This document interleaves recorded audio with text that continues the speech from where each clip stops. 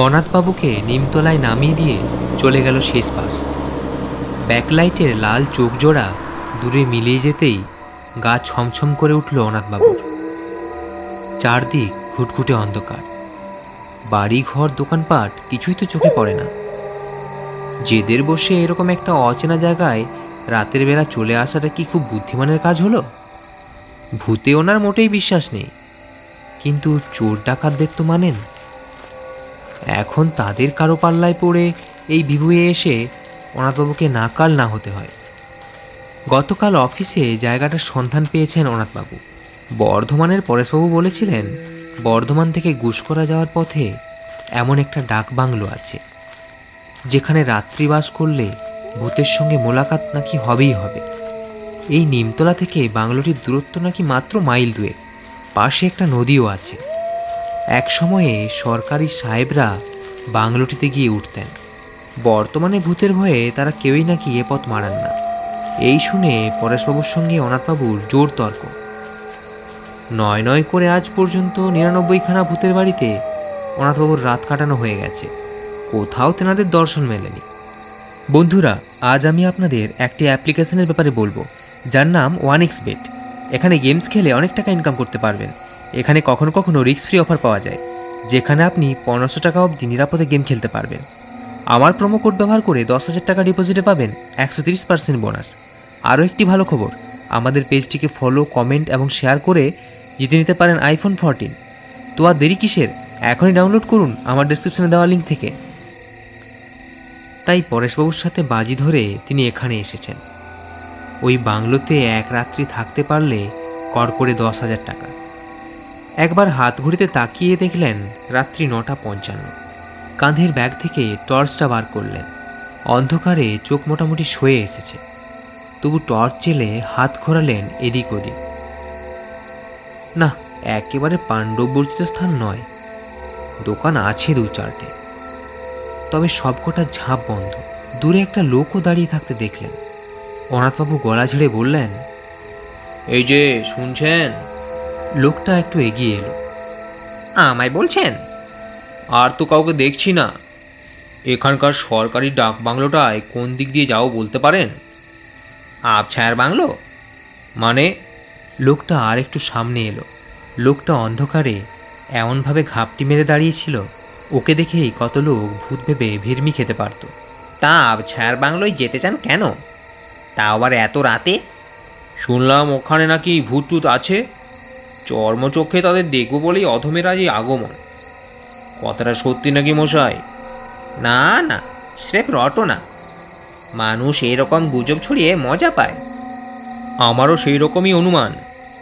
অনাথবাবু torch জেলে লোকটিকে ভালো করে নিরীক্ষণ করলেন, তবে সরাসরি মুখে আলো ফেললেন না, পাছে লোকটা কিছু মনে করে। আন্দাজে মনে হলো লুঙ্গি ও গেঞ্জি পরা লোকটার গালে খোঁচা খোঁচা দাড়ি, চোখ দুটো যেন গর্তে ঢোকা। টর্চ নিভিয়ে জিজ্ঞেস করলেন, তা যাবো কোন দিক দিয়ে, বাঁ দিক না ডান দিক? আগে ডাইনে, সরু পিচ রাস্তা, চলে যান, নাক বরাবর গেলেই পৌঁছে যাবেন। ধন্যবাদ দিয়ে এগোতে যাচ্ছিলেন অনাথবাবু, কি ভেবে দাঁড়িয়ে পড়েছেন। চোখ পিটপিট করে বললেন, যদি কিছু মনে না করেন একটা কথা জিজ্ঞাসা করব? হ্যাঁ করুন। আপনার কি খুব সর্দি হয়েছে? না তো। তাহলে শটটা এমন খনা কেন? আগে আমার শট তো এরকমই। ও, আমি ভাবলাম বুঝি চোরা ঠান্ডা লেগেছে। যাই হোক। এই বলে অনাথবাবু হাঁটা শুরু করলেন। যেতে যেতে ঘাড় ঘুরিয়ে দেখলেন আরেকবার, লোকটা একই জায়গায় স্থির দাঁড়িয়ে এখনো।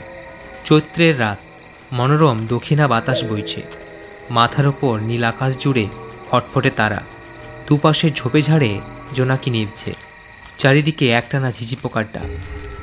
কিছু দূর যেতেই অনাথবাবু দেখলেন উল্টো দিক থেকে একটা সাইকেল রিক্সা আসছে। প্রথমে মনে হচ্ছিল যেন চালক নেই, পলকের জন্য বুকটা ছ্যাঁত করে উঠেছিল। কিছুক্ষণ পর ভ্রম ভাঙল। পরনে ধুতি ও গায়ে একটা চাদর, নিকোষ কালো একটা লোক আছে চালকের সিটে। এই চৈত্রের গরমে গায়ে চাদর দেখে বেশ অবাকই লাগছে। অনাথবাবুকে দেখে রিক্সা থেমেছে। কি হে, যাবে নাকি? ধবধবে সাদা দাঁতের পাটি অন্ধকারে ঝকঝক করে উঠল। কোথায় যাবেন গো কর্তা? আবছায়ার বাংলোয়, চেনো নিশ্চয়ই? বিলক্ষণ! কতবার কত সাহেবকে সেখানে নিয়ে গেছি। ওঠেন কর্তা, বসে পড়েন। রিকশায় উঠে বসলেন অনাথবাবু। মুখ ঘুরিয়ে ফের চলতে শুরু করেছে রিকশা। জিভে কুলু পেটে বসে থাকা অনাথবাবুর ধাতে নেই। গল্প জুড়লেন লোকটার সঙ্গে। তোমার নাম কি ভাই? আজ্ঞে, আমাদের আবার নাম? সে কি আর বলার মতন? আহা, লজ্জা পাচ্ছ কেন? থাকো কোথায়? আজ্ঞে, আবছায়াতেই। তাই নাকি? তা এত রাতে ফাঁকা রিকশা নিয়ে এদিকে চলছিলে কেন? সে যদি বলেন কর্তা, আমি তো রাতেই রিকশা নিয়ে বেরোই, যদি কারুর কখনো দরকার হয়। যেমন ধরুন, আজ আপনার সেবায় লাগতে পারলাম।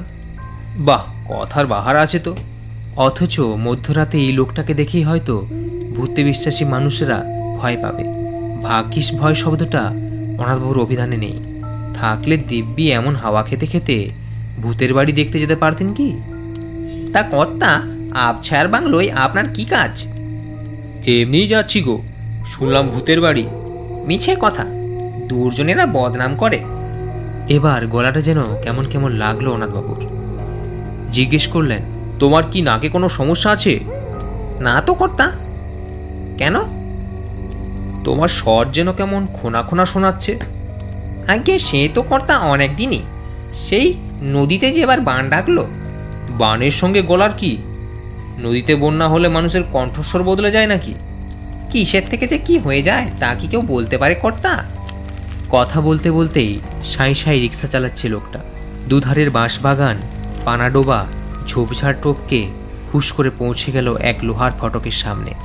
প্যাডলিং থামিয়ে বলল, এসে গেছে গো কর্তা। রিক্সা থেকে নেমে পকেট থেকে মানি ব্যাগ বার করলেন অনাথবাবু। কত দেব? ছি ছি, কি যে বলেন! লোকটা জোরে জোরে মাথা নাড়ল। আপনি আবছায়ার অতিথি, আপনার কাছ থেকে আমি টাকা নেব? এ আবার কোন দেশি কথা? ভাড়া না নিলে তোমার পেট চলবে কি করে? সে আমার পেটের চিন্তা নেই কর্তা, আপনার উপকারে লাগতে পারলাম এতেই আমি ধন্য। এই বলেই রিক্সা নিয়ে চলে গেল লোকটা। অনাথবাবু অবাক হয়ে গেলেন। অন্যের উপকার করার জন্য রাত দুপুরে রিক্সা নিয়ে ঘুরে বেড়ায় এমন লোকও এখনো দুনিয়ায় আছে? ভূত নয়, আবছায়া দেবদূতের আখড়া। ফটক পেরিয়ে দুপা যেতেই বাংলো।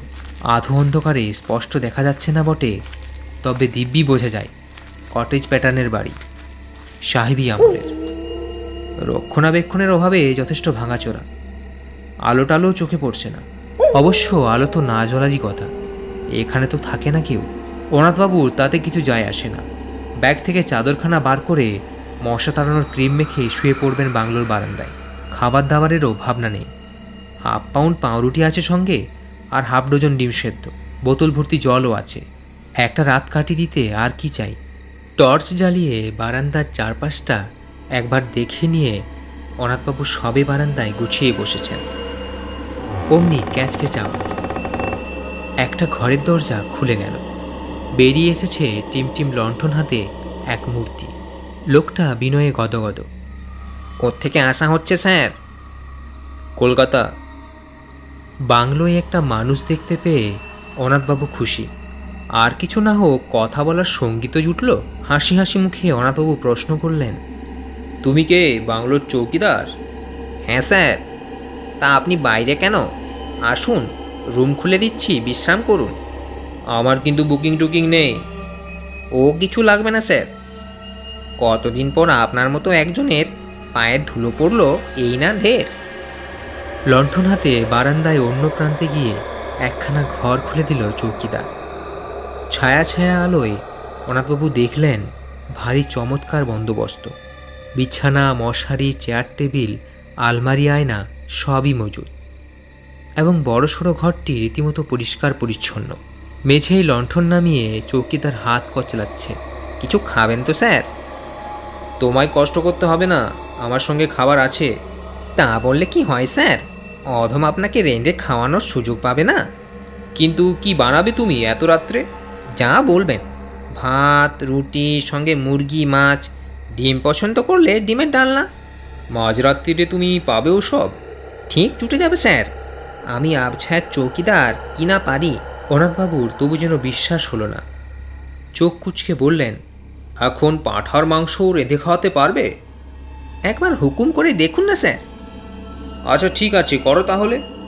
বেশ কষকষে করে বানাও কিন্তু, ভূত বাংলো এ একটা ভুরিভোজের অভিজ্ঞতা হোক। চৌকিদার আহত সুরে বলল, আপনিও ভূত বাংলো বলছেন স্যার? সেরকমই তো শুনেছি। ভূতের উপদ্রবে এখানে নাকি কেউ আসে না। ছি ছি ছি ছি ছি, কি অন্যায় অপবাদ! নিজেই পরখ করে দেখুন না স্যার, আপনার সেবা যত্নের কোনো ত্রুটি হয় কিনা। প্রথম থেকেই চৌকিদারের গলার স্বরটা কানে খচখচ বাজছিল। প্রশ্নটা করব না করেও জিজ্ঞেস করে ফেললেন অনাথবাবু। হ্যাঁ হে, তোমার ভোকাল কর্ডে কোনো সমস্যা আছে নাকি? আই মিন ষড়যন্ত্রে? কেন স্যার? কেমন যেন নাকি নাকি শোনাচ্ছে। আজ্ঞে স্যার, ম্যালেরিয়ায় ভুগে ভুগে এই হাল। ও, তা এখন শরীর ঠিকঠাক তো? হ্যাঁ স্যার, এখন আর কোনো অসুখ বিসুখ নেই, ফার্স্ট ক্লাস আছি। চৌকিদার লণ্ঠনটা তুলে নিয়ে চলে যাচ্ছিল। দরজায় গিয়ে ঘুরে দাঁড়ালো। অন্ধকারে একা ঘরে বসে থাকবেন কেন স্যার? বরং নদীর ধারে একটু ঘুরে আসুন, আমি ততক্ষণে আপনার জন্য রান্নাটা রেডি করি। প্রস্তাবটা মন্দ নয়। মধ্যরাতের প্রকৃতি দর্শনও হবে, আবার নদীর হাওয়ায় খিদেটাও চঞ্চনে হয়ে উঠবে বেশ। তা নদী কত দূর এখান থেকে? এই তো বাংলোর পিছনেই, গেট থেকে বেরিয়ে বাঁয়ে 2 মিনিট হাঁটলেই ঘাট। ও আচ্ছা, ঠিক আছে। হাতে টর্চ নিয়ে বেরিয়ে পড়লেন অনাথবাবু। এতক্ষণে আকাশে চাঁদ উঠেছে এক ফালি। মিহি জ্যোৎস্নায় ভারী অপরূপ লাগছে চারিদিক। নদীও তেমন চওড়া নয়, আবার একদম সরুও নয়। ওপারে গাছপালার কালচে আভাস। চাঁদের কিরণ মেখে চিকচিক করছে নদীর জল। কি আশ্চর্য, ঘাটে একটা নৌকা বাঁধা, মাঝিও আছে, গলুইও বসা। মাঝির শরীরটাকে কেমন যেন অলিকলিক লাগে, নিসর্গের অংশ যেন। অনাথবাবুকে দেখে শরীরটা নড়ে চড়ে উঠল। ওপারে যাবেন নাকি বাবু? তুমি কি এখনো যাত্রীর অপেক্ষায় বসে নাকি? হ্যাঁ, যদি কেউ যায়। আপনি চাইলে আপনিও নৌকা ভ্রমণ করতে পারেন। কত নেবে? পয়সার কথা পরে, আসুন তো। দেখবেন চাঁদের আলোয় ফুরফুরে হাওয়ায় প্রাণ জুড়িয়ে যাবে আপনার। সামান্য দোনামোনা করে অনাথবাবু নামলেন ঘাটের সিঁড়ি বেয়ে, চড়েছেন নৌকোয়। দুলতে দুলতে নৌকা চলল মাঝ নদীতে। দাঁড় টানতে টানতে মাঝি বলল, রাতটা আজ আবছায়াতেই থাকছেন নাকি? হ্যাঁ, রাত্রে ওখানেই থাকছি। রাতটা থাকুন, বেশ লাগবে। তাই তো মনে হচ্ছে, অথচ সকলে বলে এখানে নাকি ভূতের উৎপাতে একদণ্ডও থাকা যায় না। কি অন্যায্য কথা! আপনি বলুন স্যার, সেই যে বাস রাস্তা থেকে এলেন, কোথাও এতটুকু অসুবিধা হয়েছে? কারুর কাছে খারাপ ব্যবহার পেয়েছেন? সেই কত বছর আগে বাসের তলায় চাপা পড়ে মারা গেল হারুদা, সে আপনাকে ঠিকঠাক রাস্তা বলে দিল। তারপর বন্যায় ঘর বাড়ি ডুবে আজ থেকে 15 বছর আগে মারা গেছে করিম ভাই, কেমন সে দিব্যি আপনাকে রিক্সা করে পৌঁছে দিল বাংলোয়। ম্যালেরিয়ায় ভুগে ভুগে গোপাল চৌকিদার কতকাল আগে অক্কা পেয়েছে, এখন সে আপনার জন্য পাঁঠার মাংস রাঁধছে। তারপর ধরুন গিয়ে এই আমি। অনাথবাবুর কপালে ভাঁজ পড়ল। এই এই, তুমি কি আমাকে ভূতের ভয় দেখাচ্ছ? বালাই 60, ভয় দেখানোর মতলব থাকলে কি আমি আপনাকে নৌকায় চড়িয়ে হাওয়া খাওয়াতাম? কখন আপনার গলা টিপে ধরতাম, ঠিক এইভাবে। বলার সঙ্গে সঙ্গে মাঝির একখানা হাত তড়াক করে লগির মতো এগিয়ে এসেছে। প্রায় 5 হাত দূরে বসে থাকা অনাথবাবুর গলায় মুহূর্তে বরফ শীতল আঙুলের ছোঁয়া। পরক্ষণেই হাত অবশ্য ফিরে গেছে স্বস্থানে। নির্বিকার হাসছে মাঝি। বলুন বাবু, আমরা কেউ আপনাকে এভাবে ভয় দেখিয়েছি? আজকাল আর রাতের বেলা নিম গাছতলার বাসস্টপে হারু মণ্ডলকে দেখা যায় না। তার জায়গায় দাঁড়িয়ে থাকেন অনাথবাবু স্বয়ং। কচ্চিৎ কখনো কোনো বাসযাত্রী বাস থেকে নামলে নাকি নাকি সুরে তার কানের কাছে ঘ্যান ঘ্যান করেন, আবছায়া যাবেন ভাই, সেখানে কোনো ভূত নেই, বিশ্বাস করুন।